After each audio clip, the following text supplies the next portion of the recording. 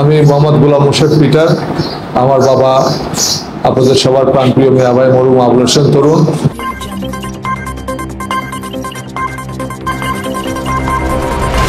আসন্ন কুমারখালী উপজেলা পরিষদ নির্বাচনে সাংবাদিকদের প্রশ্নের জবাবে গোলাম মোর্শেদ পিটার বলেন, আমি মোহাম্মদ গোলাম মোর্শেদ পিটার। আমার বাবা আপনাদের সবার প্রাণপ্রিয় মিয়াভাই মরহুম আবুল হোসেন তরুণ। আমার মার্কা মোটরসাইকেল মার্কা। আমি আসন্ন ষষ্ঠ উপজেলা পরিষদ নির্বাচনে কুমারখালী উপজেলা পরিষদের চেয়ারম্যান পদপ্রার্থী হিসাবে প্রতিদ্বন্দ্বিতা করছি। আপনারা জানেন আমার বাপ দাদারা দীর্ঘ সময় ধরে এই এলাকার উন্নয়ন করেছেন, এই এলাকার মানুষের সেবা করেছেন। ইনশাল্লাহ আমিও সারা জীবন আপনাদের পাশে থেকে সেবা করব, আপনাদের পাশে থাকব। এখন আমি যে নির্বাচন করছি এই নির্বাচনে আমার কিছু প্রতিশ্রুতি আছে।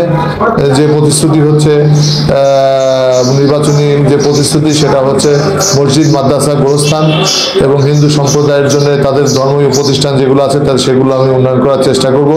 আপনারা জানেন যিনি উপজেলা চেয়ারম্যান ছিলেন তিনি দীর্ঘ 10 বছর এলাকার কোনো উন্নয়ন করেননি। তিনি কোনো মিটিংয়ে বলতে পারেন না যে তিনি কোনো উন্নয়ন করেছেন।